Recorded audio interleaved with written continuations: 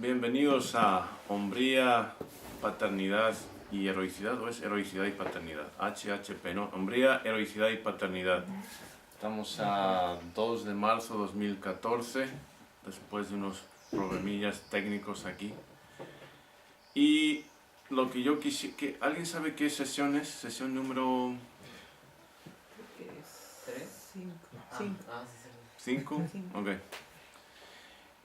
Y quisiera empezar respondiendo a algunas preguntas que tengáis acerca del propósito del programa, porque es importante que se tenga en mente el propósito del programa antes de que continuemos. ¿Sí? Entonces, ¿alguna pregunta que tengáis, alguno en específico en cuanto a el porqué del programa y el para qué? El porqué y el para qué. A ver. Sí, Gustavo Senpai. ¿Qué implica la terna? Como menciona el programa, ¿qué implica lo que es la hombría, la heroicidad y la paternidad? Implica que son, pues, tres caras del mismo fenómeno. Cuando vemos popularmente o mitológicamente, culturalmente, históricamente, muestras de lo que es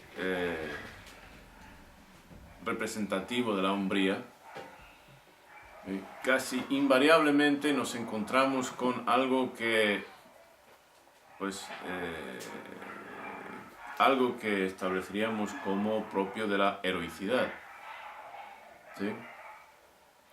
Y cuando profundizamos en ese mismo tema, vamos a encontrarnos también con el fenómeno, el concepto que reconocemos como paternidad. Entonces, la idea del título es que quede bien establecido que hombría, heroicidad y paternidad son una misma cosa. No se puede ser un hombre, tal como se reconoce en cualquier cultura, sin tener esa predisposición a ser una figura heroica. Y el primer héroe en nuestras vidas, no importa el género, sea varones o hembras, eso debería ser nuestros papás. ¿Okay? El padre debería ejercer esa función para sus hijos, para su familia, y a nivel familiar y a nivel cultural, a nivel social, comunidad, nacional, es el héroe por excelencia, ¿no? Por antonomasia. Esa es la idea tras esa terna, esos tres conceptos, que nos demos cuenta de que en realidad simplemente son variaciones de un mismo tema. ¿Qué es el héroe sino una figura paterna para su pueblo? Cuando estamos aquí en frontera y muchos de nosotros pues somos binacionales, Estados Unidos, México, y mucha gente pues conoce o está familiarizado de alguna forma con Estados Unidos y la historia. Se habla de los Founding Fathers, de los padres fundadores de Estados Unidos. Founding Fathers, ¿ok? ¿Y por qué se distinguieron esos padres fundadores o próceres? ¿Por qué se distinguieron? Por su heroicidad. George Washington siendo el que viene a la mente para comenzar, el primer presidente, el gran general, el que fue responsable más que nadie por organizar una bola de rebeldes contra la superpotencia de su tiempo, de su época, Gran Bretaña. No era el éxito de esas 13 colonias unidas en ese concepto nuevo de Estados Unidos contra la superpotencia estaba muy en duda. ¿ok? No era algo que se veía como cierto como lo vemos ahora, en absoluto. Sin figuras como George Washington y otro nivel, Thomas Jefferson, etc., no se hubiera dado lugar. Las pérdidas que sostuvieron durante esa época de revolución fueron tremendas, y en este libro, esta obra América Culpable, voy a dedicar un capítulo extenso sobre la fundación de los Estados Unidos y su desarrollo y el papel que juega esa figura heroica, ¿sí?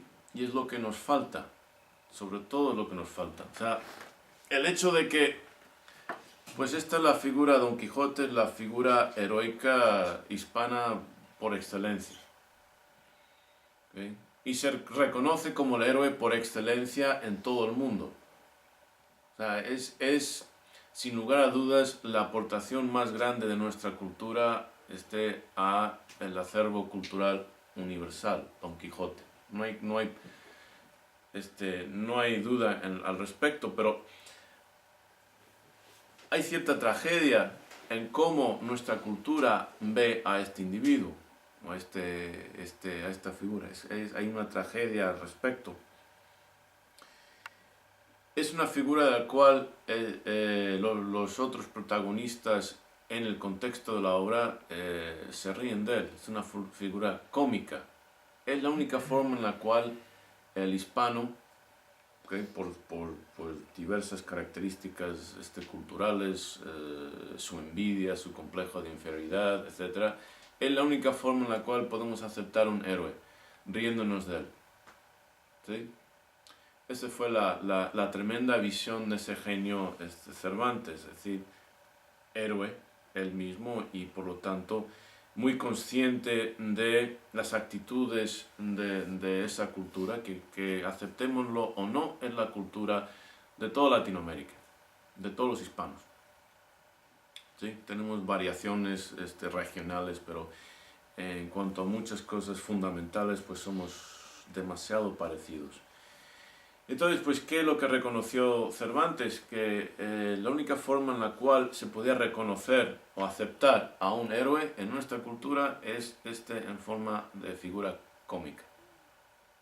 Contrástenlo con Estados Unidos. Solamente la cultura americana podía haber creado a un increíble Hulk.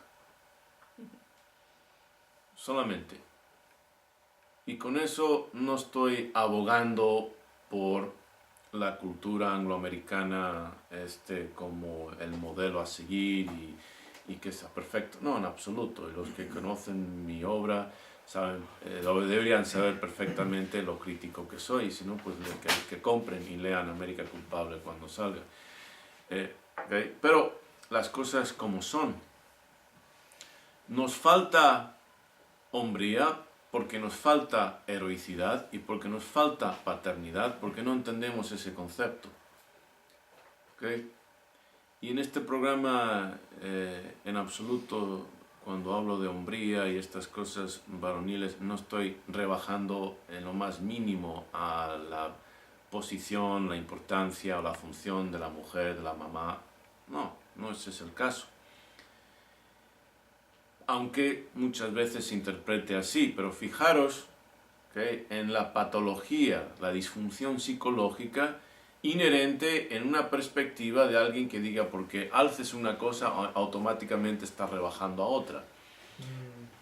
Por eso, precisamente, Cervantes nos dijo, esta es la única figura heroica que podemos aceptar. ¿Okay? Porque no podemos aceptar que se alce alguien, porque inmediatamente con nuestro complejo de inferioridad nos sentimos rebajados.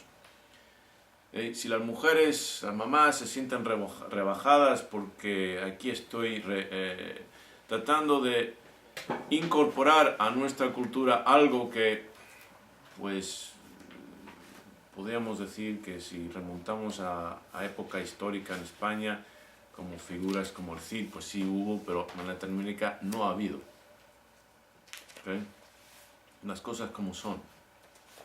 O sea, los héroes aquí brillan por su ausencia.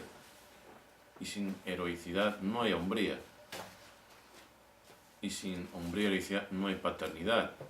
Tenemos un grave problema, pero si así lo ven las mujeres, que esto es rebajarles a ellas, entonces pues es simplemente otro indicio de la tremenda disfunción cultural que tenemos. Repito, solamente una cultura como la americana podría haber creado el increíble Hulk. ¿Qué representa el increíble Hulk? Pues representa en su esencia esa voluntad al poder que se va a imponer sobre incluso las fuerzas de la naturaleza, si hacen falta, para lograr su propósito. ¿Sí? Eso es lo que nos falta en la esencia de nuestra masculinidad. ¿Okay? Lo que pasa por masculino hoy en día es patético.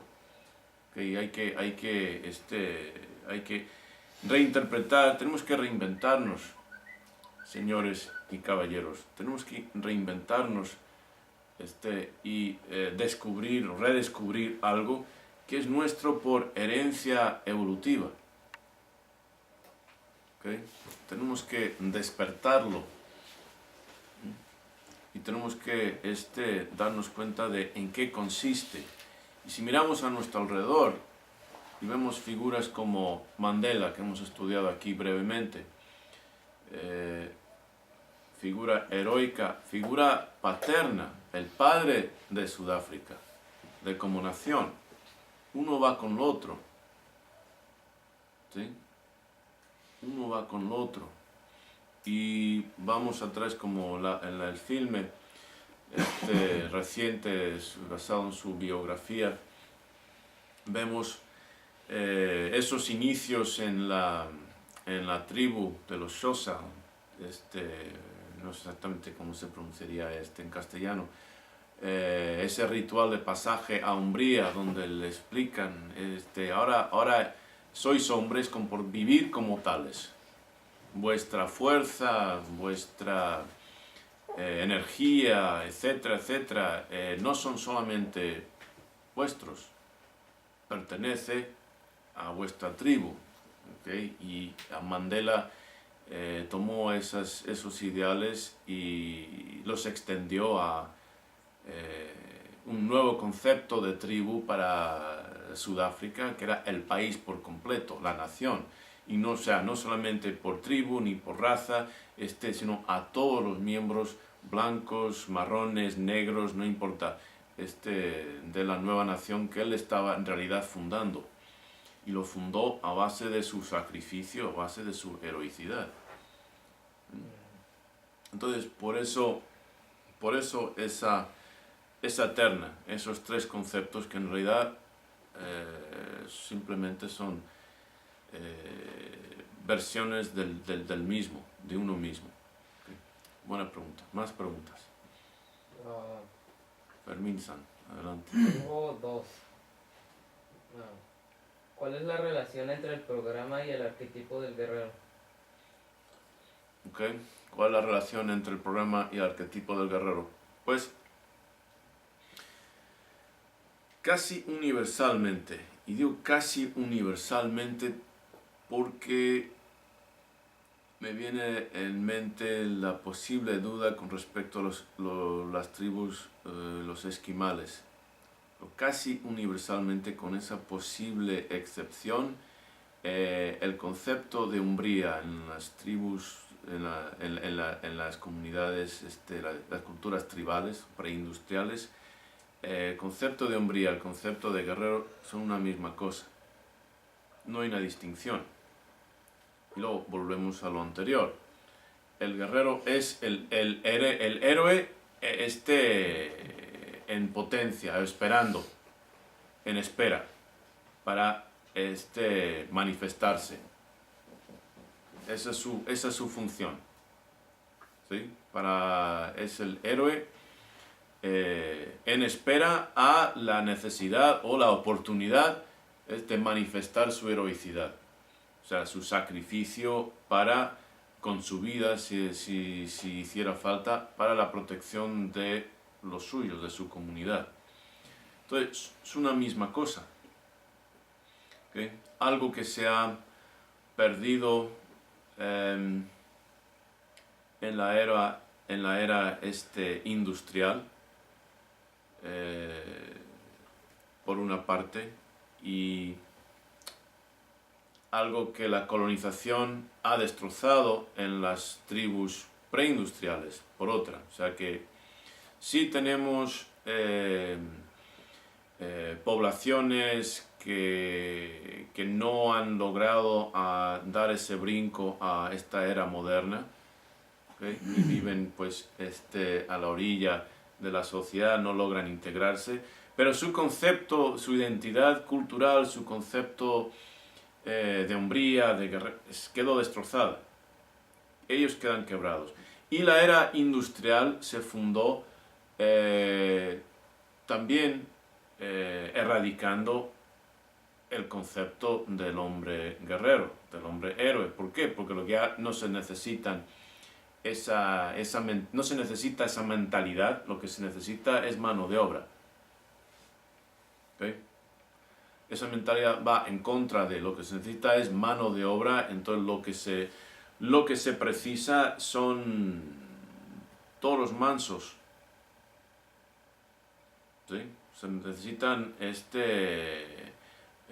hombres mansos dispuestos a ser siervos y que viven con miedo y vergüenza, y entonces pues son muy manejables por el sistema. De nuevo, es volviendo a Cervantes y a Don Quijote, lo que también estaba representando Cervantes en esta obra es que él veía el inicio, estamos hablando a principios del siglo XVII, veía el inicio de una masificación. Estamos viendo la formación de grandes ejércitos y la idea del caballero, del individuo, ¿sí? Del individuo que se destaca por sus hazañas, que desaparecen a favor de la uniformidad. El soldado es diferente al guerrero. El soldado forma parte de la maquinaria militar, donde es una pieza, igual que una pieza en un automóvil o cualquier aparato mecánico. ¿Sí? Entonces, eso es parte de lo que nos estaba transmitiendo Cervantes con su gran obra, el inicio de una nueva era en la cual la única forma, sobre todo para nosotros en la hispanidad, de poder aceptar este concepto de la heroicidad era en la burla, ¿sí? Viendo de una forma cómica, absurda. ¿Okay? Ahora bien, es interesante, de nuevo volviendo a los Estados Unidos, es una cultura fundamentalmente militar. Es una cultura donde lo militar, simplemente hay que verlo en términos no solamente de su presupuesto, el presupuesto americano, que se asigna al Departamento de Defensa, es tremendo.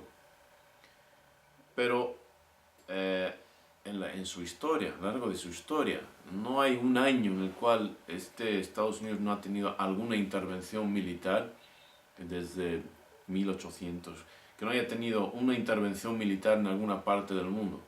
Y para mantener, y conste que no estoy abogando por ese tipo de política extranjera ni nada, ¿no? Simplemente estoy enfatizando que hay una correlación entre su militarismo y pues la dominancia mundial que tiene, el fervor que tiene hacia el progreso, hacia dominar e imponer su voluntad en general. Ya hay muchas cosas que van de la mano de ese concepto de lo marcial, ¿sí? Lo competitivo, lo autocompetitivo. Que por otra parte, si vemos en Japón, pues también una cultura netamente marcial, se manifiesta de una forma diferente a la americana, pero si vamos a comprender la esencia de el impulso a sobresalir del japonés, vamos a tener que entender la equivalencia que se establece ahí entre la hombría y el guerrero. ¿Sí? Ok, buena pregunta. ¿Más? ¿Por qué es tan chocante en la cultura latina el nombre mismo del programa, incluyendo a hombres? Bueno, O sea, incluso a los hombres les resulta chocante o... Pues, fundamentalmente porque es una cultura de matriarcado. ¿Sí? Es una cultura en la cual la masculinidad se ha manifiesto en términos de machismo, que en realidad nada tiene que ver con la hombría. Es una cultura en la cual se forma un ciclo pernicioso, vicioso, basado en el hijocentrismo. Las mamás tienen hijos varones, los favorecen a ellos por encima de las niñas, les inculcan la idea de que pues, el mundo gira en torno a sus deseos y voluntades. Es típico en las familias hispanas, y no solamente mexicanas, españolas, brasileñas, lo he visto en todas partes, es típico que inmediatamente las chicas, las hermanas, se tengan que poner al servicio de los hermanos. Los hermanos pueden salir, las mujeres tienen que quedarse en casa haciéndole las camas y lavándole la ropa, etcétera, etcétera. ¿Okay? Eso por una parte. ¿Cómo crecen esos varones pensando que el mundo gira en torno a sus necesidades? No maduran. ¿Okay? Luego, las madres nos sueltan. ¿Okay? Ese hijocentrismo se cobra en términos de un control, una codependencia. Las mujeres que no trascienden esa época de maternidad y quieren mantener a sus hijos varones, sobre todo dependientes de ellas, codependientes de ellas, pues ellas no pueden madurar más allá de su maternidad y inicial, que tienen que ver a sus varones, no importa cuán grandes que sean, como sus bebés. ¿Sí? Entonces, ¿qué pasa? Esos varones no maduran a ser hombres, porque no maduran a ser independientes. ¿Sí? El héroe, el líder, tiene que ser, ¿okay?, una persona capaz de actuar independientemente, capaz de promover un curso de acción que esté incluso en contra de la voluntad de las personas a las cuales está liderando. Tiene que ser una persona, por una parte, capaz de ser solitaria y por otra parte capaz de forjar, imponer si hace falta, un consenso, una comprensión en cuanto a su visión para darle dirección. El varón hispano no se prepara de esa forma.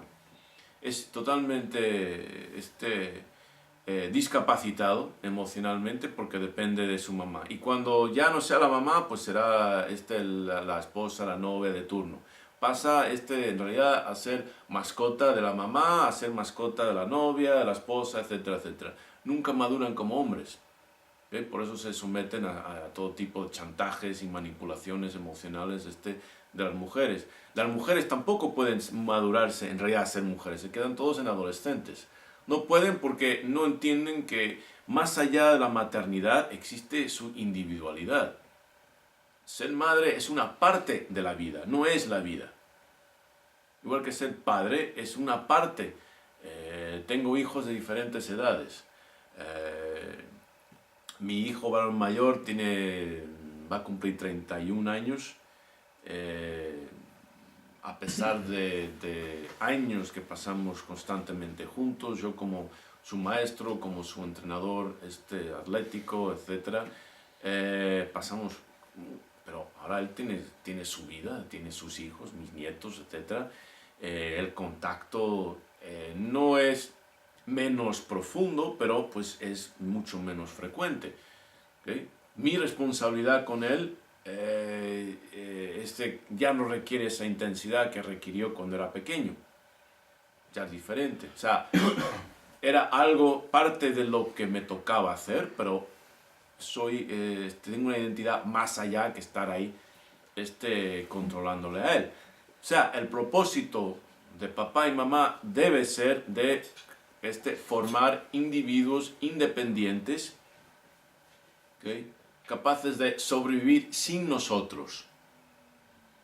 Es curioso cuando hablo o he tratado con familias en consulta que se están dividiendo, están separando, divorciando y quieren, las madres expresan, quiero a mí, que los hijos los quiero conmigo. ¿Okay? Bien. ¿Y los hijos qué quieren? O más importante, ¿qué es lo que necesitan? ¿Okay? Porque la maternidad les ciega, ¿okay? Al hecho de que su función es la de formación, no de luego convertirse en parásitos emocionales a sus hijos y por lo tanto dejándolos en minusválidos emocionales ellos mismos. No, su función es de formación, y cuando los hijos tienen cierta edad, pues es natural que quieren estar con sus papás. Ellas no les van a poder enseñar a ser hombres, no les va a poder enseñar a afeitarse, a cómo lidiar con mujeres, etc. Eso no van a aprender viviendo con sus madres después de cierta edad. Es natural, y lo vemos en todas las culturas tribales. Si vamos a tratar de encontrar una relación familiar que sea más natural, entre comillas, o más propia de nuestra especie, pues tenemos que dejar a un lado todo el proyecto la influencia de la vida moderna, la industrialización, etc. Y vamos a ir atrás, como hacen los antropólogos, a ver, bueno, ¿y qué hacen en las tribus? Y vamos a ver, universalmente, llegando a cierta edad, los varones se van con los hombres y dejan de ser niños. Eso es natural. El problema, la codependencia, la perversión, se manifiesta cuando mamás insisten, no, yo quiero, pues más egoísta que eso no es amor, eso es egoísmo. ¿Sí? Y están pensando en lo que ellas necesitan emocionalmente, egocentrismo. Entonces crean una codependencia.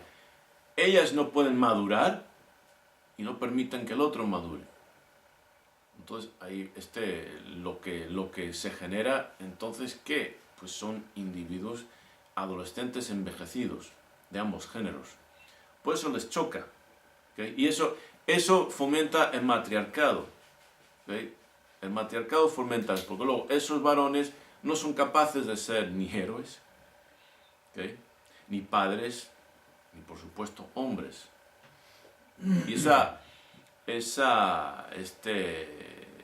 ausencia de hombría, de paternidad, de heroicidad, se ve manifiesta en toda la historia de nuestro continente latinoamericano.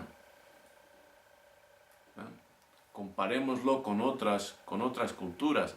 ¿Cuándo se ha tenido en Latinoamérica una figura remotamente comparable a Mandela? Nunca. Nunca. ¿Cómo lo vamos a tener? ¿Cómo lo vamos a tener si vemos a hombres supuestamente maduros pidiendo permiso a sus mamás o si no a sus esposas para tomar decisiones que son propias, deberían ser propias y manifiestan su hombría? Entonces, la reacción es por parte de las mujeres, pues estamos hablando de un matriarcado. Pero si funcionara, ¿okay? Si funcionara, si fuéramos la envidia del resto del mundo occidental, entonces, pues, ¿qué tendría yo que decir? Nada, me tendría que callar. Pero es que no funciona, lo cual me da pie para decir mucho. Simplemente no funciona. ¿Okay?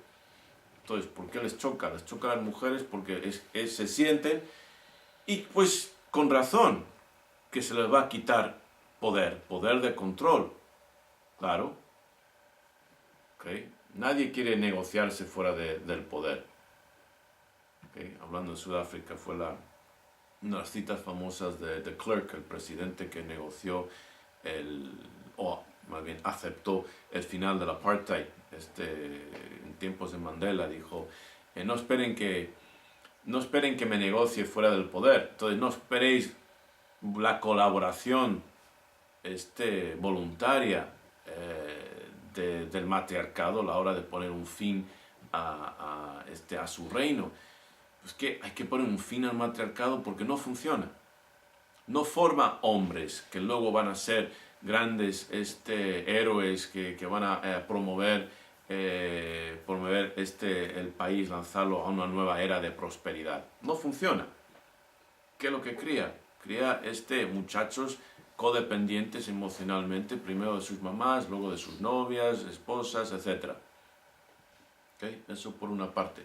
En cuanto a los varones, que ¿por qué les puede molestar eso? Pues típicamente son los varones que quieren sentirse cómodos con su estado de disfunción. ¿Okay? No quieren que nadie les esté quitando, removiendo el tapete para que reconozcan lo patéticos que son. ¿Okay? Es más cómodo dejar las cosas como están y seguir en su estado de mediocridad. Pero hay que poner un fin a eso. Tenemos que, compartimos que 3.000 kilómetros de frontera con Estados Unidos. Sí, sí. ¿Okay? Cuando Estados Unidos se apoderó con la mitad del territorio nacional mexicano, ¿okay? Tenían miedo a los mexicanos porque México se consideraba una potencia. Tenían miedo al ejército mexicano. Superaron ese miedo. Para que tengáis una idea de que hace 200 años, por ejemplo, no había una gran diferencia. Al contrario, Estados Unidos estaba bastante por debajo de México en cuanto a riqueza, etc. 200 años después, ¿cómo estamos? Digo México porque está aquí al lado, pero de México para abajo, ¿cómo estamos? ¿Sí? Entonces, pero hay una relación directa, ¿okay? Una correlación perfecta entre la falta del concepto de hombría, de heroicidad, de paternidad, ¿okay? Y el estado de decadencia de la hispanidad. Como dije, mirad, solamente Estados Unidos podía crear una figura como el increíble Hulk. Y digo Hulk porque es como la figura máxima de esta rebelión de la humanidad, una figura humana contra incluso las fuerzas de la naturaleza, ¿no? Pero la lista de héroes de Marvel Comics o DC Comics, es tremenda. ¿Y qué es lo que vemos reflejado en esas figuras? ¿Okay? Spider-Man, el hombre araña, viene a la mente de pronto. Y su frase famosa que le fue el legado de su tío Ben, con grande poder viene gran responsabilidad. ¿Os acordáis de esa? Sí, sí. Ok, pues eso queda grabado, es una manifestación de la cultura americana. Nosotros en España podemos oír esas palabras, pero no trascendemos esto. De hecho, lo que es interesante es que somos la cultura que menos puede apreciar el Quijote. Las demás culturas lo valoran tremendamente más que nosotros. ¿Okay? Valoran todas las cosas positivas, lo que representa el Quijote, mientras que nosotros, si acaso la gente lo lee, se ríen de él. ¿Okay? Lo ven como algo... Decir que eres Quijote, que te digan que eres un Quijote en la hispanidad es un insulto. Que te lo digan en Estados Unidos, por ejemplo, o en Europa, ¿okay? Es un tremendo halago. ¿Okay? Para que hagamos una idea. Sí, Roberto. ¿Sí? Así que también tiene mucho parecido Captain America con el Increíble Hulk. Todos, o sea, la idea fundamental es el individuo que sobresale, ¿sí? Por una forma o por otra, de una forma o de otra, sobresale y representa algo. Incluso el narcisista de Tony Stark, ¿okay? Genial, representa algo, pero en realidad representa una buena parte de lo que llevó a América a ser lo que es. Y de nuevo, no estoy diciendo que América sea perfecta, que no tenga su perversión, su sombra. Es una cultura, en esencia, su sombra es sociopática, eso aparte. Todo lo negativo que se puede decir acerca de Estados Unidos, pero la realidad es que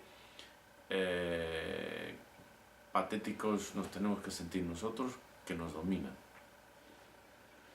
¿Alguien ha visto Trainspotting o Trainspotters? ¿Alguien se acuerda? Dice, estaban hablando los escoceses estaban insultando a los ingleses, los wankers, o sea, mamones. Dice, pues nosotros somos mamones que nos dejamos dominar por los mamones. ¿Okay? ¿Sí? Los escoceses, pues. Hay que reconocer por qué nos dominan.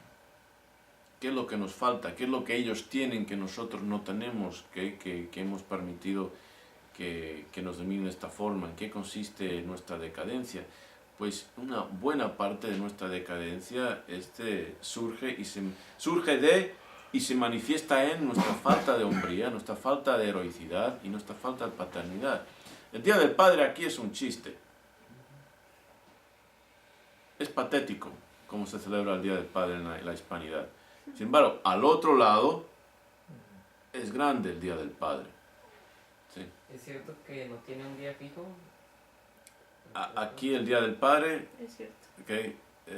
Pasa desapercibido. De hecho, para colmo, me acuerdo un día fui a colegio de Melanie, mi hija adoptada, y para celebrar supuestamente el Día del Padre, era como una asamblea y pues más de la mitad del día de la función fue en celebración del Día de la Madre, que se tuvo que cancelar porque lo cancelaron por la gripa, no sé qué, no me acuerdo exactamente por qué. Y los pocos padres que estábamos ahí, estábamos furiosos, para eso nos llamaron. O sea, hombres dejamos de trabajar para ir y atender a esto en apoyo a nuestros hijos, y para eso estamos ahí, para celebrar. Es que repatea. O sea, pero es una manifestación, es causa y consecuencia de un tremendo problema. Ajá. Pero yo, como ya había comentado, ¿no? Que allá están los padres fundadores, entonces tiene mayor importancia allá. Y aquí es la Madre María Guadalupe, o sea, la madre de todos. Ajá. Entonces aquí es todo lo contrario. Sí, y es exactamente. Y esperamos que la Virgen Guadalupe vaya a llevar una revolución para elevarnos a todos a otra. No, ¿ok? Vamos a ser sinceros, por favor, ¿ok? George Washington, Thomas Jefferson, luego más adelante Lincoln, o sea, esos son los individuos que hicieron grandes a los Estados Unidos. Claro, hubo mujeres que contribuyeron, sí, pero a la hora de la hora, ¿okay? Cuando las cosas se ponen oscuras, cuando el caos amenaza a engullirnos, ¿esperamos que mamá salga a enfrentarse con las cosas o esperamos que papá salga? Ok. Entonces es lo que tengo que decir yo con respecto al matriarcado. No funciona, porque ninguna organización, ningún sistema jerárquico puede funcionar donde no existe un paralelo entre autoridad y responsabilidad. ¿Okay? Autoridad, responsabilidad y consecuencias. ¿Sí? Sí, yo quería comentar que hubo intentos de hacer héroes mexicanos, Stan Lee había hecho unos, pero no sirvieron. Y el único héroe que tiene aquí pues es el Chapulín Colorado, que es de comedia y es muy popular. Y los otros Sí, tiene que ser, ajá, Ajá, ya. y tienen que reír de él. De hecho, había una página que hizo como Captain México, que es como Captain America, pero en mexicano y el escudo mexicano, y la verdad a mí me gustó mucho y todos los comentarios, ay, qué pendejada y cosas así. Pues es que, ¿qué puedes esperar donde el término hombría inmediatamente suscita comentarios negativos? Sí. Pero no solo eso, sino que el de, ay, ¿quién es? O sea, ya todos se sienten inferiores. Porque no Pues sí, pueden o sea, apreciar tampoco eso. Aceptaremos este Batman, porque es gringo, ¿ok? Pero que se trate de crear algo equivalente hispano, olvídenlo. ¿Ok? De nuevo, es lo único que se podía aceptar. Escrito por un héroe de la batalla de Lepanto, regresando a su país después de haber sido secuestrado y haber sido detenido como esclavo durante años, y que la corona no pagó su rescate.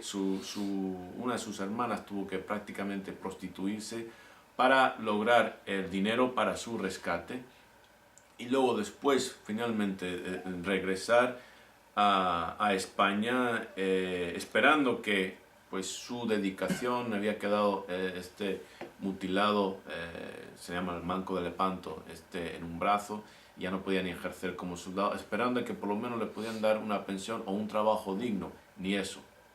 Le pusieron como recaudador de impuestos, lo más odioso que os podéis imaginar. ¿Ok? Ajá. Pues ahí se ve entre la gente, entre los amigos, si alguien se está elevando, dicen quién te crees. Por ejemplo, Robbie San te toma una foto de su espalda y pues publica cosas de que él se está mejorando, ¿no? Ujú. Y pues le llegan comentarios de que quién te crees, de que you're not the rock, you know? Cosas No, así. no hay nada, lo sé, al final me crié en España, lo sé, o sea, sé cómo funciona, ¿ok? Ese es nuestro problema. Lo de la cuerda, ¿sabes? Ah, sí. 20 No, de minutos acuerdo. de cuerda. 20 minutos Ah, de cuerda. ya, sí, sí. Ah, sí, publiqué en mi muro que salté la cuerda a 20 minutos, y me sale un tipo diciendo, ¿qué quieres? ¿Mariachis o Fanfarrias. cómo? Fanfarrias. Fanfarrias. O sea, eso es muy famoso, que alguien diga algo importante, o sea, que le es muy importante para ellos, o lo comenta ella.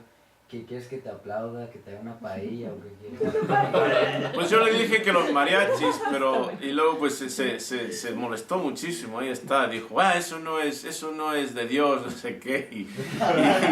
Y yo dije, pues una grosería soltar. A mí me hizo mucha gracia, pero es muy indicativo de la cultura. ¿Ok? Gustavo Senpai, Joder, ¿cuál sería la máxima aportación del arquetipo de guerrero en nuestra especie? Y sobre todo, esa misma aportación, ¿cómo afectaría positivamente a nuestro círculo de influencia, a los que están en contacto con nosotros y también a los que no están en contacto con nosotros? Mira, todo varón, todo ser humano, por ser seres, por nuestra biología, quieren sentirse fuertes, quieren sentirse independientes, quieren sentirse orgullosos de sí mismos, ¿sí? Quieren tener un sentido de autoconfianza. Entonces, ¿qué es lo que puede aportar un individuo, por ejemplo, formado en este programa? ¿Okay? Pues es el ejemplo. Al principio va a ocasionar la envidia, la crítica de todos aquellos que se sienten inferiores y están empleando tácticas que siempre les ha funcionado. ¿Por qué? Porque somos una cultura de codependencia total, ¿sí? Al contrario que el americano sabe ser solitario. Lo digo el americano, no me refiero a todos los americanos, me refiero al arquetipo americano. El cultura sabe ser solitario. De ahí, pues los superhéroes tanto son solitarios, ¿no? La nación se forjó a base de individuos pioneros inventores, etcétera, personas que se lanzaron solos, ¿okay? Contra viento y marea, impusieron su voluntad, muchos murieron, arriesgaron, pero suficientes ganaron para elevar a América. Pero por otra parte, saben jugar en equipo. ¿Sí? Saben ser interdependientes, si hace falta. ¿Sí? Entonces, independientes, interdependientes. Nosotros estamos ahí aplastados en el medio de codependencia. Nuestros grupos son totalmente disfuncionales, no sirven para nada. Lo único en grupo, lo único que parecemos servir, es el crimen organizado. ¿Okay? Francamente. Pues gana dinero, pero no es, claro, no es ni la 10ª parte de lo que podría hacer si hubiera más organización, etcétera, pero ahí no me voy a meter. Pero típicamente, o sea, la codependencia nos hace que los grupos sean disfuncionales. No sabemos trabajar en equipo, no sabemos organizarnos, y por otra parte esa codependencia impide que las personas sean independientes. Entonces no podemos sobresalir. ¿Qué es lo que puede aportar el individuo que se valga por su cuenta, que sobresalga y le valga chetos los comentarios negativos los demás, que tarde o temprano va a inspirar a otros a que lo hagan? Porque todo el mundo quiere sentirse fuerte, quiere sentirse independiente, quiere sentir orgulloso de sí mismo. ¿Okay? Lo que pasa es que esa presión cultural a la codependencia es tan fuerte, ¿okay?, que tiende a aplastar a cualquiera que trate de sobresalir, o simplemente se largan. Se van a Estados Unidos, donde no tienen ese problema, y acaban en 2-3 generaciones desapareciendo. ¿Okay? Y no vuelven. No vuelven. Sí ha habido mucha gente en Latinoamérica que va a Estados Unidos y tienen éxito, y ¿cuántos vuelven para hacer algo con ese éxito? ¿Cuántos vuelven a tratar de cambiar? Nada, en absoluto, ninguno. O muy poquitos. ¿Sí? ¿Sí? Entonces, ¿qué puede establecer el ejemplo? ¿Sí? Y sí, y aguantar las críticas, ¿okay? Que cuando se den cuenta los que le están criticando, que le vale chetos, le trae sin cuidado sus críticas y comentarios, porque es mejor decir, pues es bueno ser yo. Vosotros, bola de patéticos, me traéis sin cuidado vuestros comentarios, ¿okay? Pero yo seré yo. Y tarde o temprano pues tendrán que aceptar que sus impulsos envidiosos de tratar que intentan arrastrarlos hacia abajo no va a funcionar. ¿Y qué va a suceder? Otros van a querer seguir en ese camino. Ok, había aquí, a ver. Yo tenía un comentario del punto anterior de lo inferior, que es exactamente como lo presenta en la película Ágora, ¿no? Ajá. De que quién eres tú para elevarte o sentirte superior si solo hay uno, ¿no? Que se supone que es Dios. Esa es una, y tengo una pregunta. Aquí pues solamente somos 2 mujeres que estamos en formación. Y ¿cómo nos verían las otras mujeres que tenemos hasta cierto punto comprensión de la figura del hombre? O sea, que estamos comprendiéndolo y estamos hasta cierto punto como que, ok, esto es, y lo estamos aceptando que es así. Sumisas, Lavadas de coco. lavadas de cerebro. ¿Cómo? Idiotas, o sea, nada positivo. Pero es que eso es de esperar. Cualquier cambio que uno trate de presentar a una situación, y sobre todo una situación... Esto es lo máximo que pudo hacer Cervantes. En el sentido de que simplemente representar el problema. Pero, o sea, y lo captó, o sea, lo captó de una forma maravillosa. O sea, por algo se considera la obra máxima de la literatura universal, ¿okay? Por algo, y habla de temas universales, humanos, pero también culturales propios nuestros. Es lo máximo que pudo hacer, entendiendo, representando de esa forma tan increíble, majestuosa la presión con la cual se enfrentaba Don Quijote. Pero nosotros tenemos que tomar eso, pues ya han sido 4 siglos, tenemos que tomar eso, dar un paso más allá, y no simplemente representarlo, sino cambiarlo. Y aguantar las críticas, aguantar la enajenación, porque todos os habéis sentido enajenados, orillados por familiares, por amistades, aguantarlo, pero tarde o temprano las cosas van a cambiar, porque van a descubrir que hay una realidad fuera de esa cueva, y que esas sombras, en esos patrones de gris, ¿okay? Nada se asemeja a los colores, a las dimensiones, a los olores, etcétera, etcétera, fuera de la cueva, y se van a atrever a salir.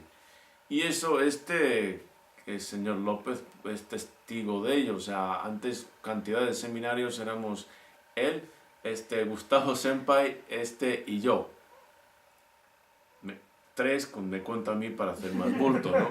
Pero, y ahora pues, ahora somos más de una, a ver, 2, 4, 6, 8, 10, incluyendo Jacob, somos hay más de una docena de personas, ¿no? Y irá creciendo con los libros, o sea, irá creciendo, pero es de esperar la crítica. Ajá. De hecho, cuando me invita un amigo o algo, o sea, me dicen, ya estás reclutando a gente. Pues sí. Pues sí. No, lo que tienes que decir, bueno, reclutarte no, porque no sé si eres digno todavía, o sea, tendrás que demostrarte digno de ser reclutado.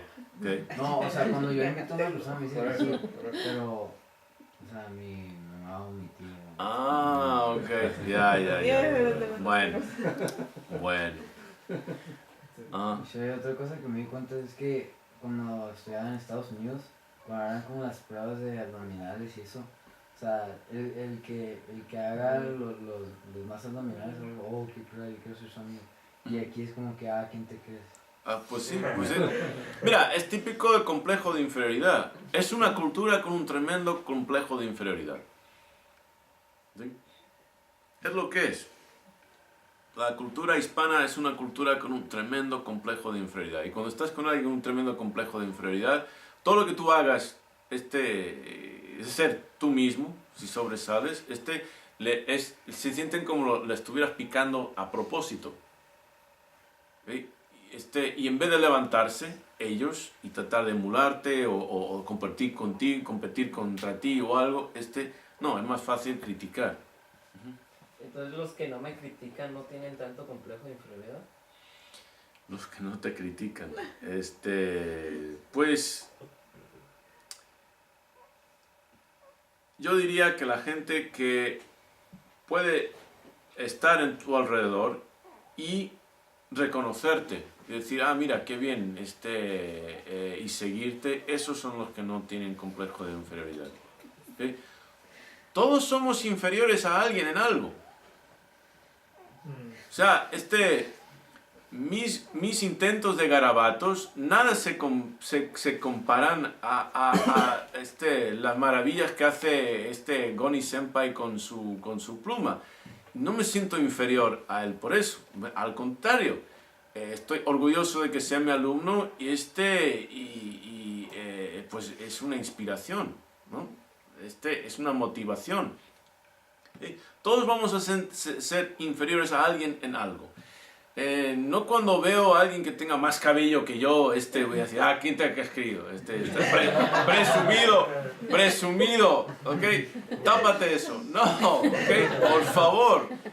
No, pero esa es la mentalidad, y lo sorprendente es que no importa que estemos con españoles, cubanos, mexicanos, argentinos, brasileños, es la misma mentalidad. Es increíble. Como eso sí, logró propagarse muy bien de la península ibérica. Ajá. Entonces, ¿cuál sería la relación de la máxima aspiración de nuestro género y cómo se complementa e integra en nuestra evolución como especie, en lo que estamos viendo aquí en el curso, en cuanto a hombría, heroicidad, paternidad? ¿Sí me explico? Creo que sí.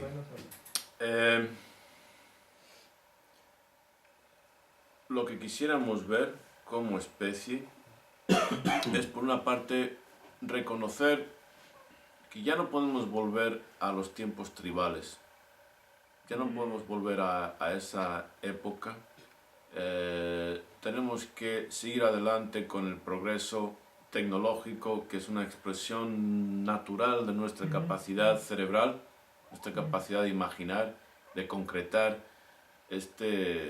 de manifestar nuestra voluntad y nuestro genio, ¿okay?, en la cultura, en la sociedad, en el mundo. Eso por una parte. Eso no se puede negar. Volver atrás no va a pasar, es absurdo. Pero por otra parte tenemos que lograr, dentro de ese contexto de revolución científica, industrial, tecnológica, tenemos que reconocer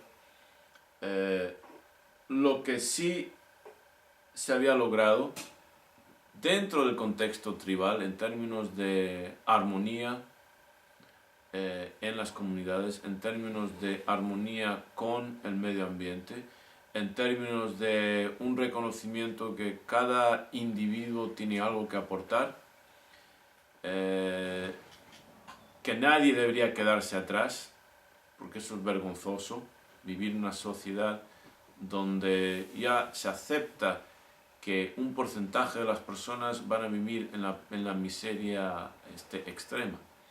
Eso es vergonzoso. ¿Okay? Entonces, si extendemos el concepto de paternidad, un padre no iba a sentirse a gusto sabiendo que cualquiera de sus hijos estuviera tan atrasado, que estuviera en la miseria extrema. Por supuesto, no todos los hijos tienen la misma capacidad, ¿okay? No todos los hijos tienen los mismos intereses, pero todo ciudadano debería tener lo más mínimo. Es absurdo pensar que todos vamos a tener lo mismo, porque no todos somos iguales, no tenemos lo mismo que contribuir, pero lo que debería ser totalmente inaceptable en cualquier sociedad donde estos valores que se están tratando de compartir y transmitir aquí, lo que debería ser totalmente inaceptable es que exista un segmento de la población condenada a no tener lo mínimo. Y con lo mínimo, ¿qué quiero decir? Condiciones económicas, condiciones de vivienda, oportunidades para sus hijos, condiciones de salud. Hay algo mínimo, y menos de eso no debería ser aceptable. ¿Sí? Y no estoy abogando por el comunismo, ni mucho menos. Estoy abogando por podríamos llamarlo un humanismo. ¿Okay? No debería ser aceptable que existan personas con más dinero de la que pueden contar, por una parte, y otras tantas personas con menos dinero con el cual puedan vivir. ¿Okay? Eso no pasaría en una cultura tribal. Eso no pasaría. ¿Okay? El resultado de ese hijocentrismo, de ese egoísmo en el cual, como muchas las personas se ocupan de sus familiares inmediatos y al carajo el resto del país. ¿Cómo vamos a tener un país propiamente dicho con esa mentalidad? ¿Cómo vamos a tener? No se puede tener un país. No se puede tener un país donde el concepto de la identidad no se extienda a la comunidad en general. O sea, donde no se sienta que la injusticia en cualquier concepto legal, económica, etc., de uno, ¿okay?, es una ofensa a todos. Si no tenemos esa idea, pues no vamos a progresar. Entonces, en respuesta a tu pregunta, tenemos que aceptar, más que aceptar, tenemos que sentirnos entusiasmados, inspirados por el progreso, pero por otra parte tenemos que aprovechar ese progreso y extenderlo a mínimo, ¿sí? A la conciencia tribal de que cada uno es porque todos somos, y nadie debería quedarse tan atrás que su humanidad misma quede en cuestión. Porque cuando personas, niños, viven en esta miseria extrema, su humanidad se les ha negado. Que no hay nada, no hay ningún tipo de violencia más extrema, ¿sí?, que la pobreza. Ese es el peor tipo de violencia, ¿sí?, la pobreza. Porque con ese tipo de condiciones estás condenando a las personas a todo otro tipo de violencias, ¿sí? Condiciones, ese tipo de condiciones genera disfunciones psicológicas, entonces abusos sexuales, violencia doméstica, crimen. No se puede culpar a un individuo que por necesidad, ¿sí?, por no ver a sus hijos morirse de hambre, se dedique a una vida criminal. No se puede. ¿Okay? No se puede culpar a un hombre cuya familia está en la pobreza extrema, que diga, pues mejor rompo la ley, ¿sí?, a dejar que mis hijos se mueran. ¿Por qué?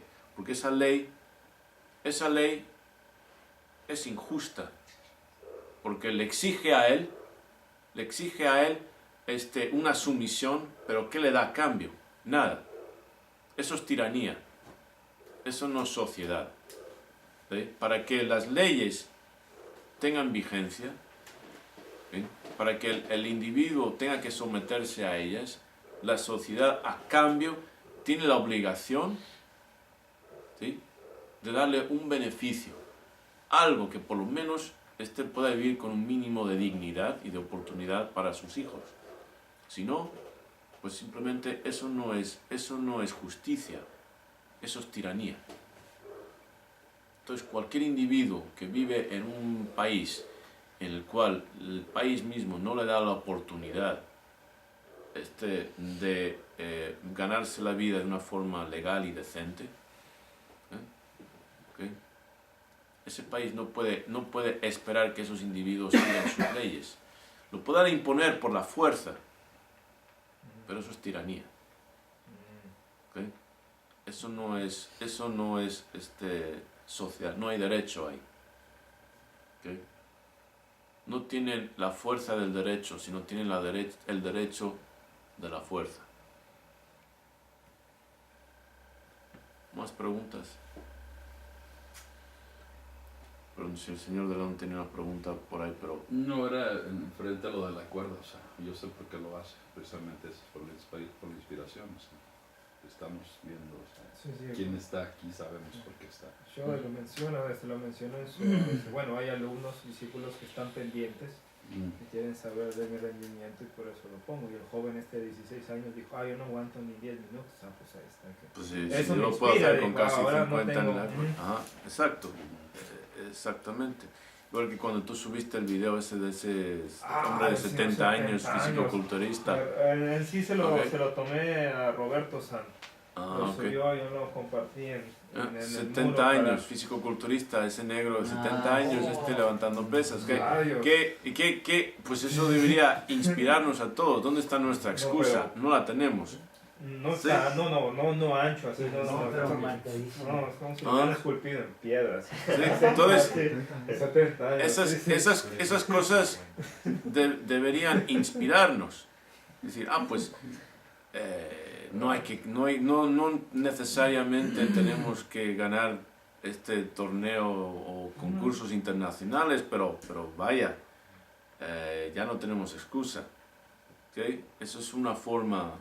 Cuando vemos a alguien que se eleva por encima de la norma, debería inspirarnos a nosotros a saber, pues es posible hacerlo. Afroamericano. Sí. Sí. Tenía que ser. afroamericano. Otra vez. Otra vez. nos inspira o debería inspirarnos, salvo los que tienen un tremendo complejo de inferioridad. Y comentaba eso con Fermín San, y Fermín San captó muy bien, me decía que su imagen, en su representación facial y en su mirada, emanaba algo. Eso es voluntad al poder. Pero eso sabéis que es muy americano. Eso es muy americano. Y parte o surge en una buena parte de esa capacidad que tiene el americano de superar la presión social, ¿sí? Y las expectativas de otros de su entorno y hacer lo que le da la real gana para superarse. Ok, una pregunta más y vamos a tomar un descanso. Bueno, es un comentario, Joshua. En el gimnasio, no sé cómo se llama, la gruta. La gruta. Siempre que iba estaba un americano de como unos 60 años. Digo, pero se ve más joven. Y es el que siempre está haciendo ejercicio y se ve así, está marcado igual. Y ves los jóvenes y los otros mexicanos y están en el teléfono, no te dejan hacer el ejercicio y él enfocado con su música haciendo ejercicio. Si le pido algo, sí, claro. Y se pone a hacer ejercicio otra vez. Es otra... un individuo tiene que ser su propio héroe, primero y principal. Tienes que estar orgulloso de quién eres. Tienes que decir, pase lo que pase, no importa las circunstancias que estés viviendo, tienes que decir, es bueno ser yo y no quisiera ser nadie más. ¿Okay? Eso no es narcisismo, como alguien podría decirlo, no. ¿Okay? Eso es autoconfianza, eso es poder personal. Porque si yo no soy para mí, ¿quién será? Si soy solo para mí, ¿qué soy? Si no soy para mí, pues ¿quién será? Que si no hago para mí, pues no merezco la pena. Si yo no soy bastante importante para mí como para superarme, ¿por qué rayos le iba a importar a cualquier persona? Las personas que son imposibles de ayudar, y yo estoy en el negocio de ayudar y transformar a las personas, pero las personas que son imposibles de ayudar son las personas que no son capaces de levantarse por sí mismas. ¿Okay? Están sentados en un clavo y no se levantan. Se quedarán ahí gritando de dolor, pero tío, levántate. Haz mucho esfuerzo, me da hueva. ¿Okay? Por favor, pero levanta. ¿No ves que ¿sabes que es el clavo? Sí, lo sé.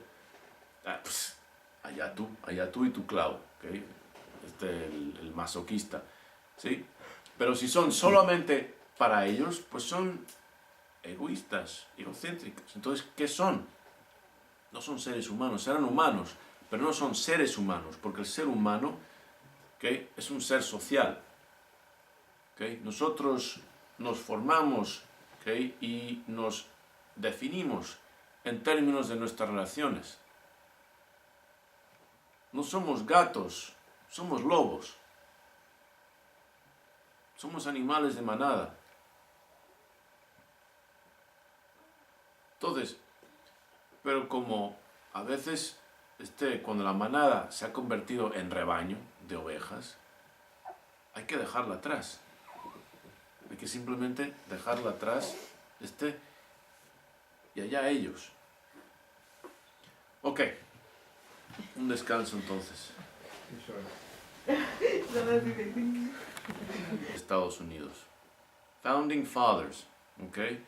¿Y por qué se distinguieron esos padres fundadores o próceres? ¿Por qué se distinguieron? Por su heroicidad. George Washington siendo el que viene a la mente para comenzar, el primer presidente, el gran general, el que fue responsable más que nadie por organizar una bola de rebeldes contra la superpotencia de su tiempo, de su época, Gran Bretaña. No era el éxito de esas 13 colonias unidas en ese concepto nuevo de Estados Unidos, contra la superpotencia estaba muy en duda. No era algo que se veía como cierto como lo vemos ahora, en absoluto. Sin figuras como George Washington y otro nivel, Thomas Jefferson, etc., no se hubiera dado lugar. Las pérdidas que sostuvieron durante esa época de revolución fueron tremendas, y en este libro, esta obra América Culpable, voy a dedicar un capítulo extenso sobre la fundación de los Estados Unidos y su desarrollo y el papel que juega esa figura heroica, ¿sí? Y es lo que nos falta, sobre todo lo que nos falta. O sea, el hecho de que, pues esta es la figura de Don Quijote, es la figura heroica hispana por excelencia, ¿okay? Y se reconoce como el héroe por excelencia en todo el mundo. En ese mismo tema, vamos a encontrarnos también con el fenómeno, el concepto que reconocemos como paternidad. Entonces, la idea del título es que quede bien establecido que hombría, heroicidad y paternidad son una misma cosa. No se puede ser un hombre, tal como se reconoce en cualquier cultura, sin tener esa predisposición a ser una figura heroica. Y el primer héroe en nuestras vidas, no importa el género, sea varones o hembras, eso debería ser nuestros papás.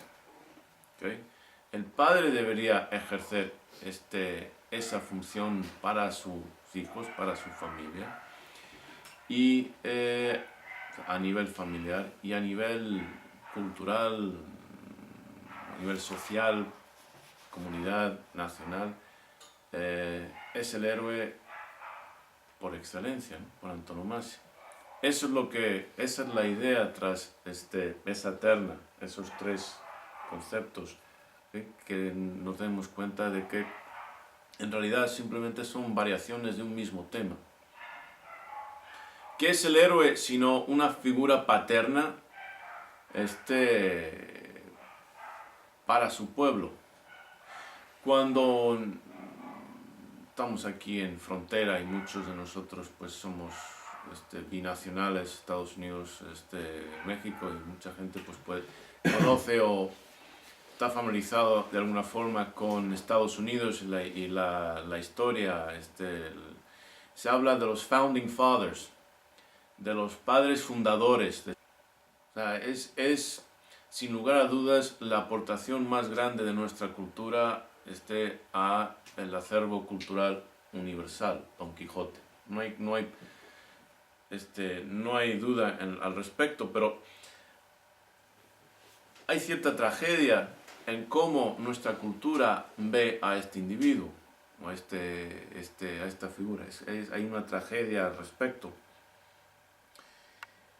Es una figura de la cual los otros protagonistas en el contexto de la obra se ríen de él. Es una figura cómica.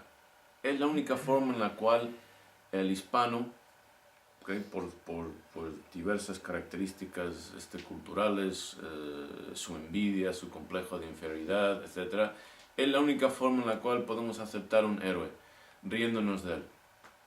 ¿Sí?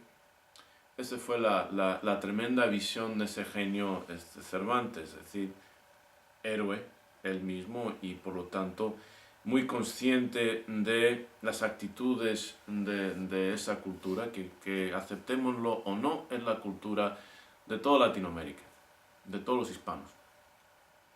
¿Sí? Tenemos variaciones regionales, pero en cuanto a muchas cosas fundamentales, pues somos demasiado parecidos. Entonces, pues, ¿qué es lo que reconoció Cervantes? Que la única forma en la cual se podía reconocer o aceptar a un héroe en nuestra cultura es en forma de figura cómica. Contrástenlo con Estados Unidos. Solamente la cultura americana podía haber creado a un increíble Hulk. Solamente. Y con eso no estoy abogando por la cultura angloamericana como el modelo a seguir. Bienvenidos a Hombría, Paternidad y Heroicidad, ¿o es Heroicidad y Paternidad? HHP, ¿no? Hombría, Heroicidad y Paternidad. Estamos a 2 de marzo de 2014, después de unos problemillas técnicos aquí. Y lo que yo quisiera... ¿Alguien sabe qué sesión es? Sesión número... ¿Qué es? 3. 5. Sí, sí. 5. Cinco. Ok. Y quisiera empezar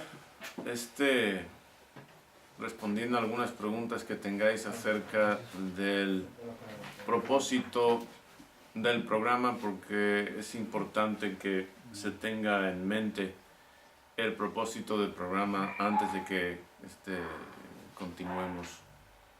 ¿Sí? Entonces, ¿alguna pregunta que tengáis, algunos en específico en cuanto a el porqué del programa y el para qué? El porqué y el para qué. A ver. Sí, Gustavo Senpai. ¿Qué implica la terna? Como menciona el programa, ¿qué implica lo que es la hombría, la heroicidad y la paternidad? Implica que son, pues, 3 caras del mismo fenómeno.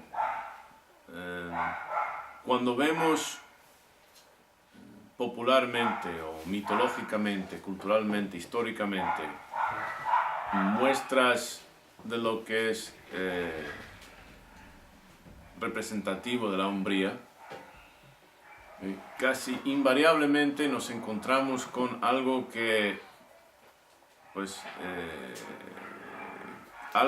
estableceríamos como propio de la heroicidad, ¿sí? Y cuando profundizamos, y que está perfecto, no en absoluto, y los que conocen mi obra saben, deberían saber perfectamente lo crítico que soy, y si no, pues que compren y lean América Culpable cuando salga. ¿Okay? Pero las cosas como son.